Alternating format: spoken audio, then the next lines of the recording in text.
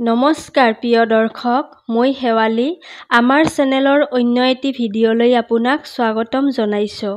প্ৰিয় দৰ্শক, আপুনি হয়তো বিশ্বাস কৰক বা নকৰক, কিন্তু সত্যটো হ'ল প্ৰতিগৰাকী মহিলাৰ 4জনকৈ স্বামী থাকে আৰু আপোনাৰ নম্বৰটো হ'ল চতুৰ্থ।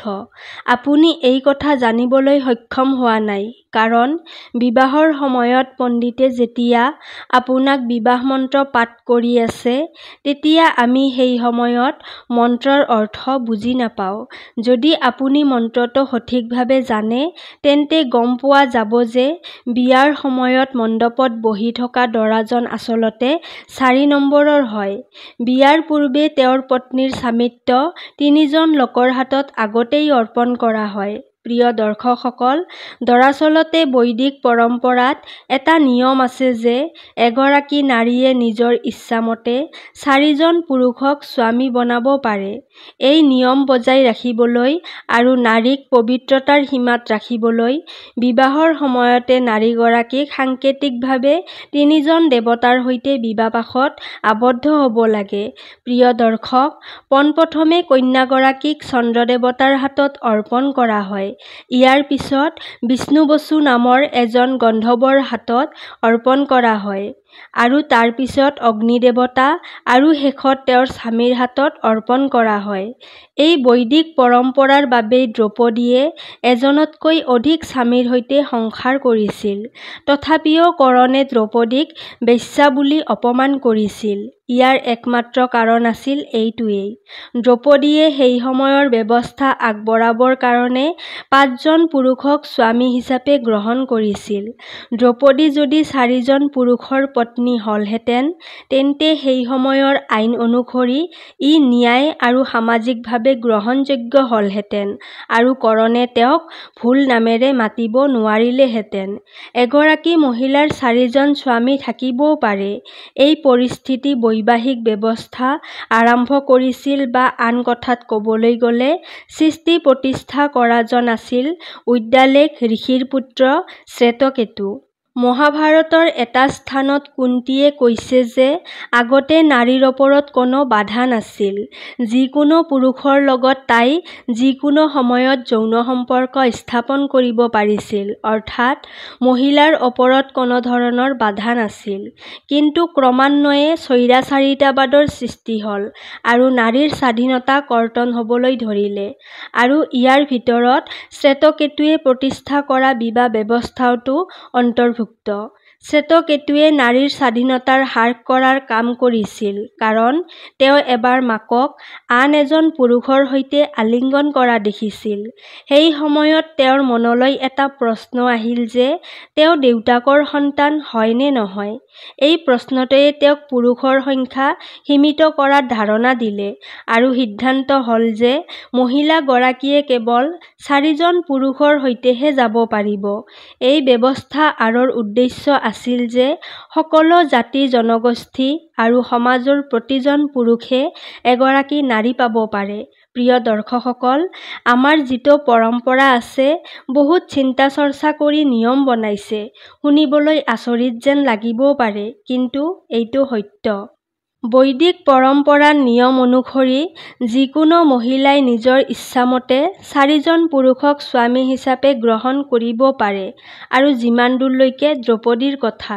প্ৰিয় দৰ্শকসকল, আজি মই আপোনালোকক দ্ৰৌপদীৰ বিষয়ে এটা অতি সত্য কাহিনী ক'বলৈ ওলাইছোঁ।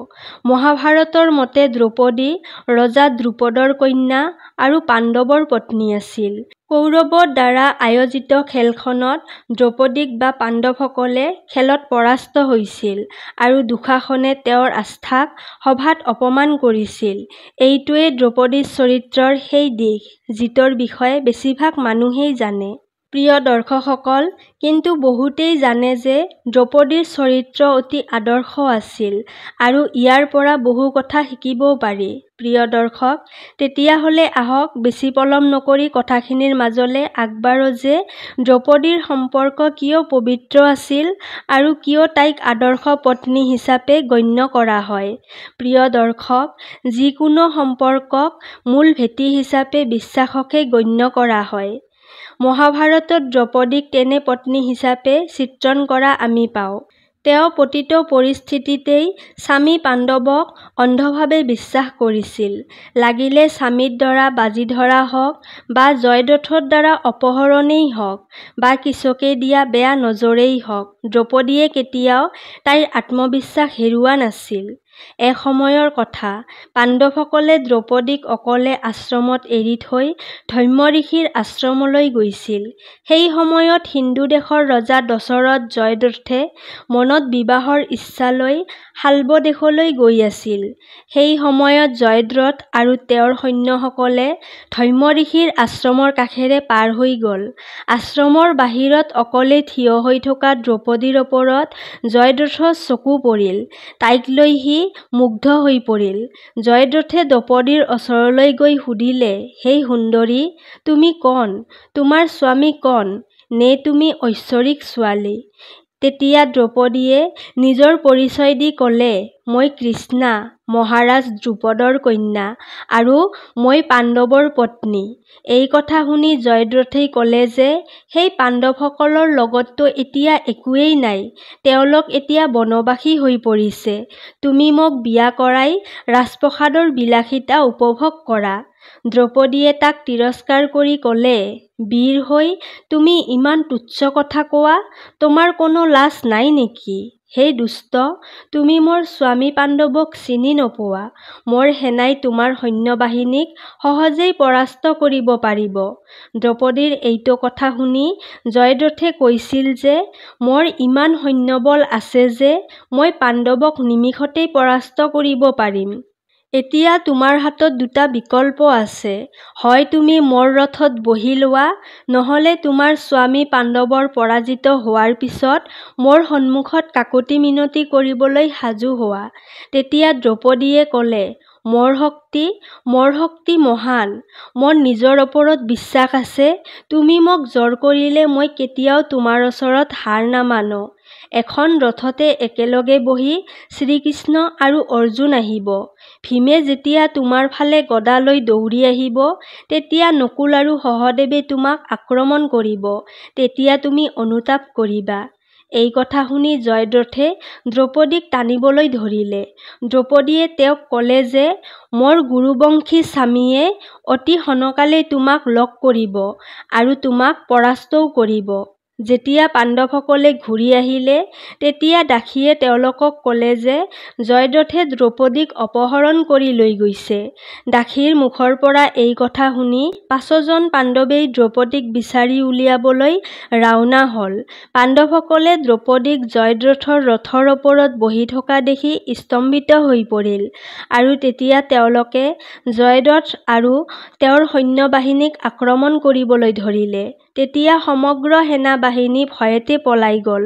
সৈন্যৰ দুৰ্দশা দেখি জয়দ্ৰথে দ্ৰৌপদীক ৰথৰ পৰা নমাই দি তাৰ পৰা পলাই গ'ল। প্ৰিয় দৰ্শকসকল, দ্ৰৌপদী ধুনীয়া হোৱাৰ উপৰিও অতি বুদ্ধিমান নাৰী আছিল আৰু যেতিয়াই পাণ্ডৱ দুৰ্বল হৈ পৰিছিল বা যেতিয়াই কোনো সিদ্ধান্ত লোৱাত কুণ্ঠাবোধ কৰিছিল, তেতিয়াই দ্ৰৌপদীয়ে সদায় এজনী আদৰ্শ পত্নীৰ দৰে নিজৰ কৰ্তব্য পালন কৰিছিল। দ্ৰৌপদীয়ে ভালদৰে জানিছিল ক'ত, কেনেকৈ আৰু কিমান কথা ক'ব লাগে। প্ৰিয় দৰ্শক, আমি দ্ৰৌপদীক এজনী আদৰ্শ পত্নী হিচাপে গণ্য কৰিব পাৰোঁ। প্ৰিয় দৰ্শক, এই ভিডিঅ'টো হিন্দু ধৰ্মগ্ৰন্থ মহাভাৰতৰ সহায় লৈ লগতে লোকবিশ্বাসৰ ওপৰত অধ্যয়ন কৰি প্ৰস্তুত কৰা হৈছে। যদি ভিডিঅ'টো চাই ভাল লাগিছে, তেন্তে ভিডিঅ'টিত এটা লাইক কৰিব আৰু যদি আপুনি আমাৰ চেনেলটোত প্ৰথমবাৰৰ বাবে আহিছে, তেন্তে চেনেলটো ছাবস্ক্ৰাইব কৰিবলৈ নাপাহৰিব। তেতিয়াহ'লে আজিলৈ ইয়াতে সামৰিছোঁ। কাইলৈ পুনৰ লগ পাম আন এটি ভিডিঅ'ৰ সৈতে। ধন্যবাদ।